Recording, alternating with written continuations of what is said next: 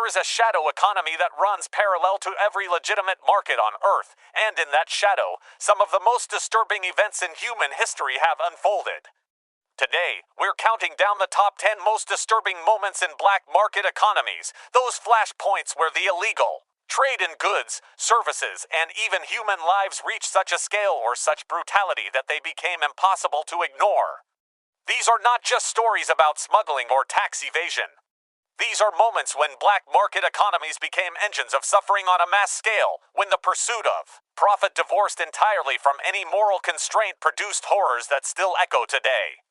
We'll move through the 20th century and into the present day, from the bombed-out cities of wartime Europe to the killing fields of West Africa, from the drug labs of Mexico to the forests of Southeast Asia. Each moment represents a different face of the black market, but they all share one thing in common: the human cost of transactions that happen in darkness.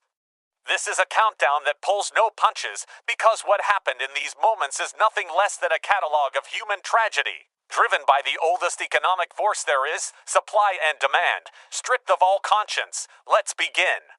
Number 10 takes us back to the ruins of Europe in the final years of World War II, when the Nazi regime's black market in human lives reached its horrifying zenith.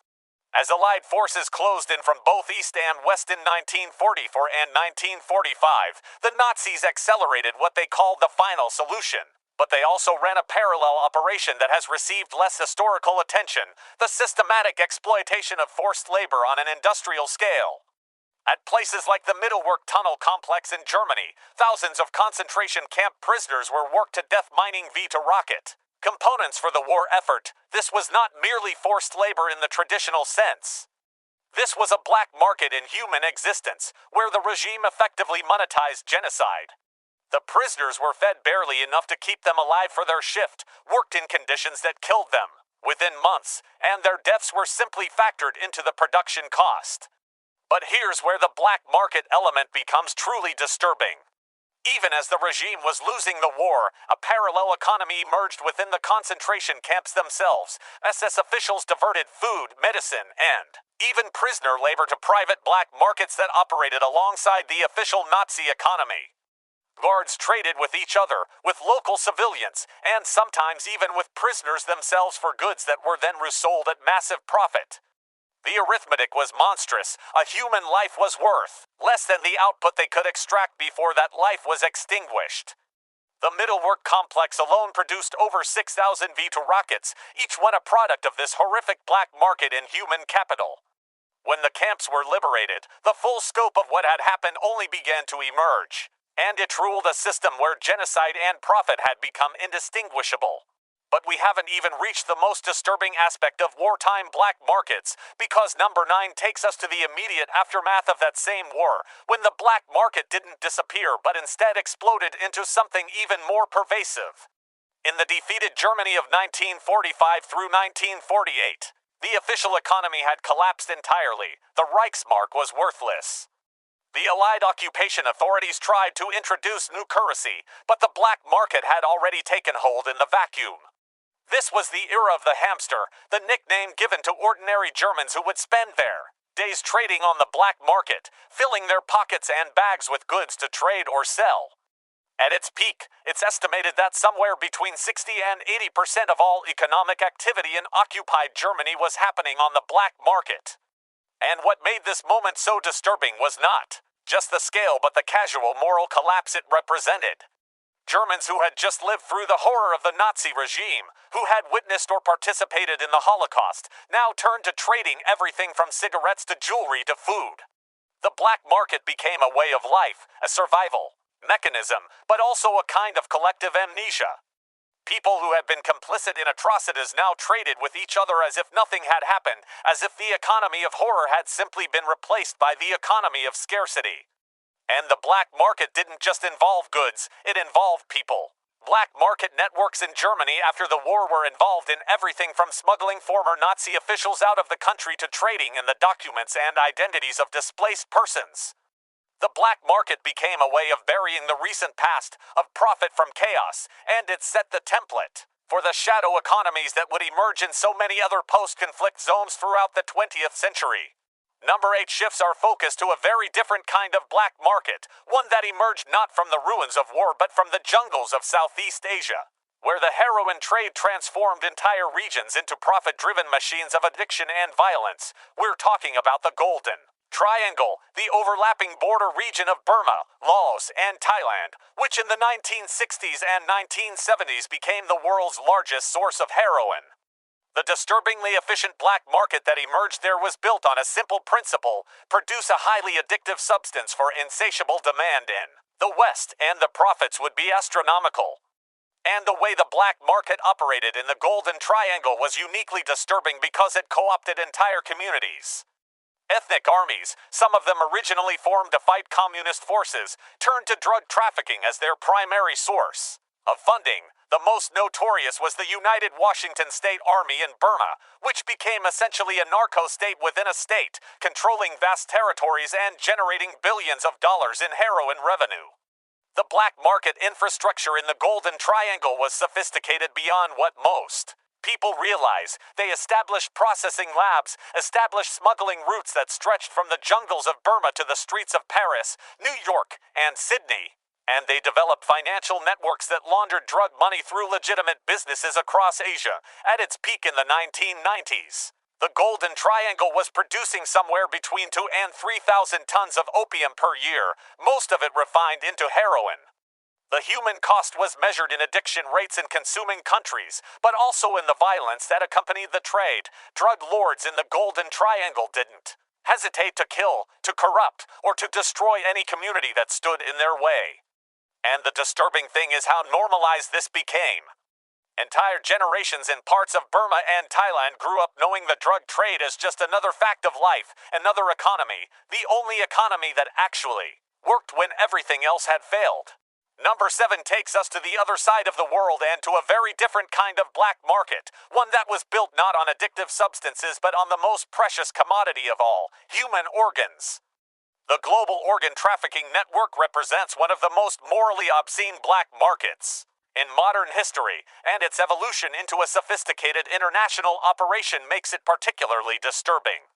The modern organ trade began to take shape in the 1980s, when medical advances in transplantation created demand that far outstripped the supply of legally donated organs in countries with weak regulatory frameworks and extreme poverty. A parallel market emerged where kidneys, livers, and other organs were bought and sold with the same transactional logic as any other commodity. The most notorious hub was the Philippines, where by the early 2000s kidney transplants for foreign patients had become a significant black market industry.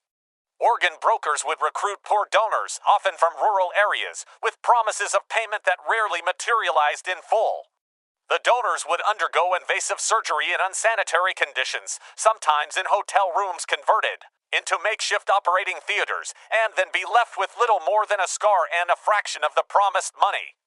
The recipients, often wealthy patients from the Middle East, Europe, or the United States, would fly in, receive their transplant, and fly out, rarely encountering the person whose organ now lived inside them. The World Health Organization estimates that around 10% of all organ transplants globally now involve some degree of trafficking, and the black market continues to evolve.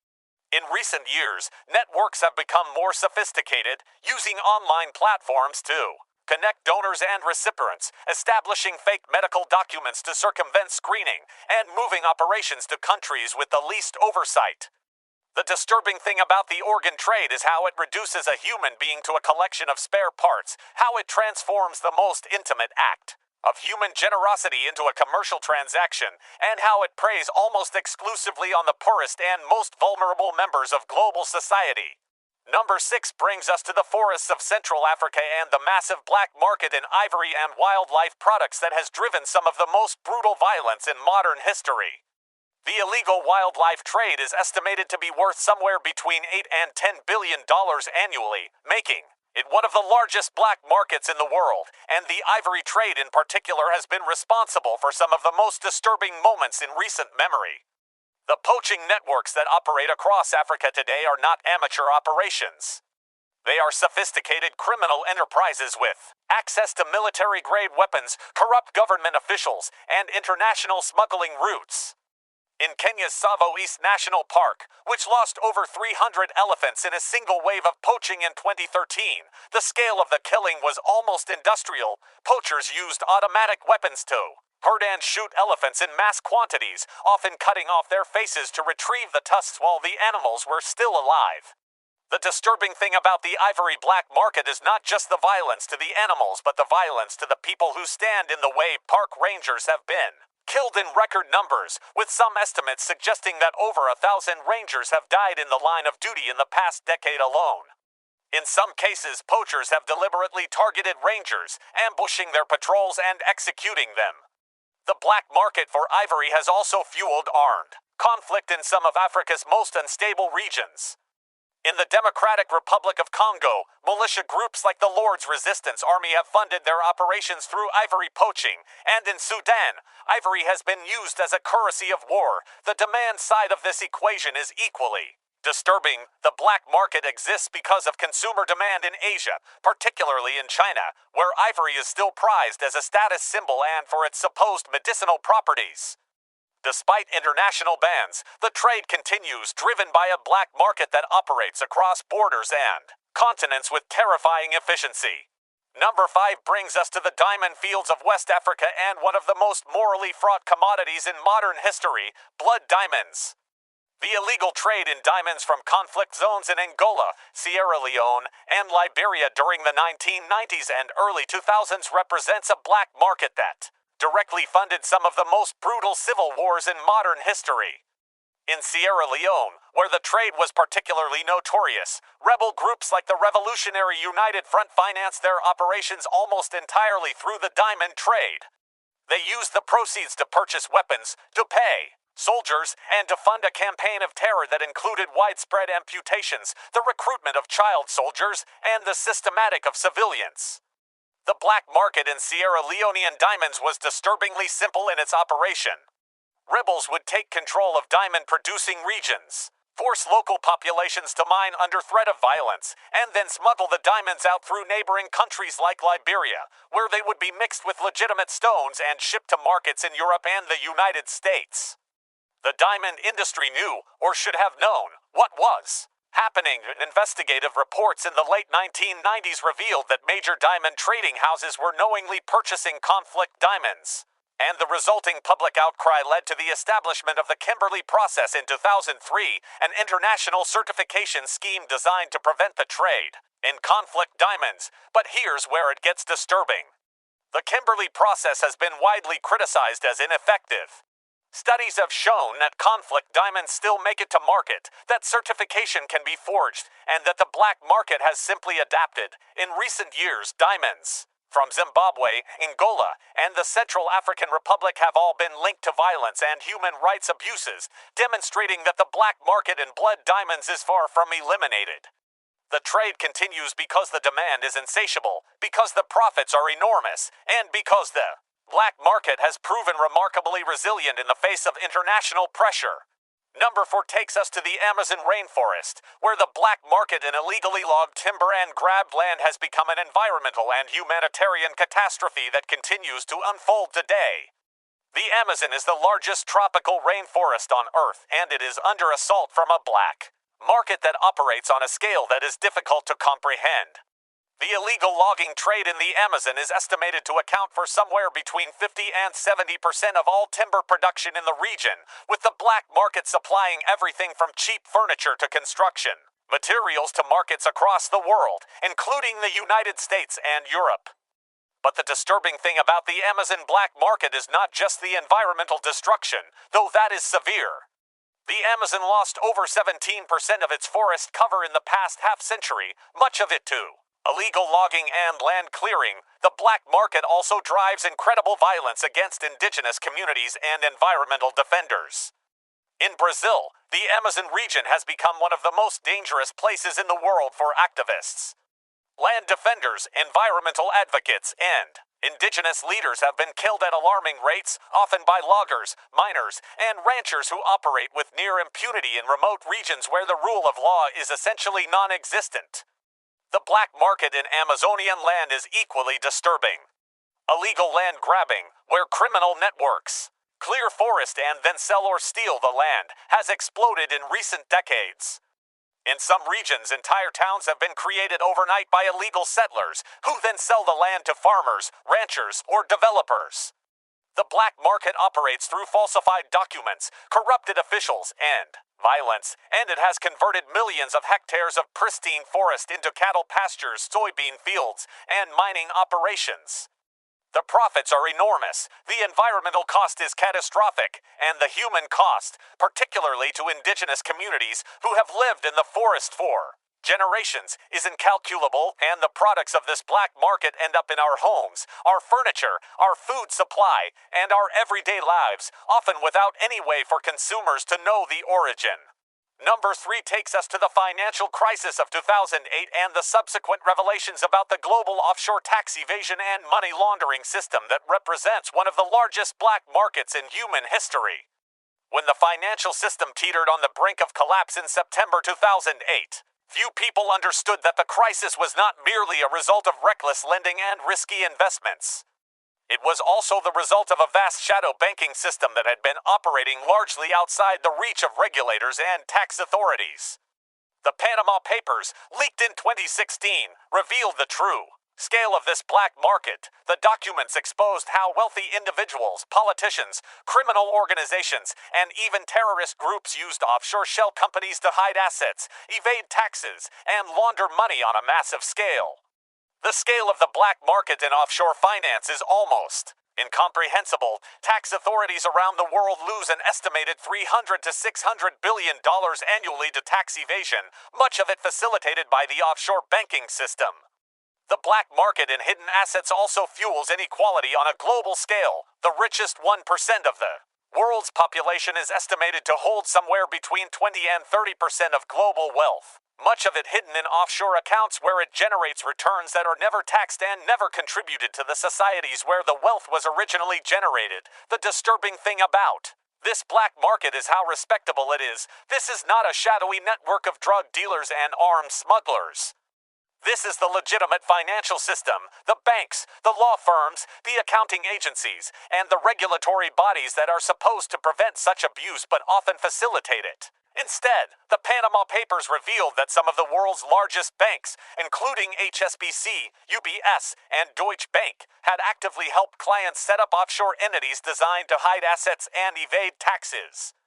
The black market in offshore finance is perhaps the ultimate example of how the illegal and the legitimate have become intertwined, how the pursuit of profit has corrupted not just criminal enterprises but the very institutions that are supposed to uphold the rule of law. Number 2 brings us to one of the most devastating public health crises in modern history, the synthetic opioid epidemic that has swept across North America and is now spreading globally. The black market in fentanyl and other synthetic opioids represents a new and particularly disturbing phase in the drug trade, one where the profit motive has been divorced from any concern for human life to an almost unprecedented degree. Fentanyl is a synthetic opioid that is roughly 50 to 100 times more potent than morphine, and it has become the driving force behind the deadliest drug crisis in American history. The black market in fentanyl emerged in the early 2010s when Chinese chemical companies began manufacturing the drug and shipping it to Mexico, where criminal organizations pressed it into pills or mixed it with heroin, and the profit margins were extraordinary. A kilogram of fentanyl purchased in China for a few $1,000s could be turned into hundreds of thousands of dollars worth of pills on the streets of American cities. And here's where the black market becomes truly disturbing.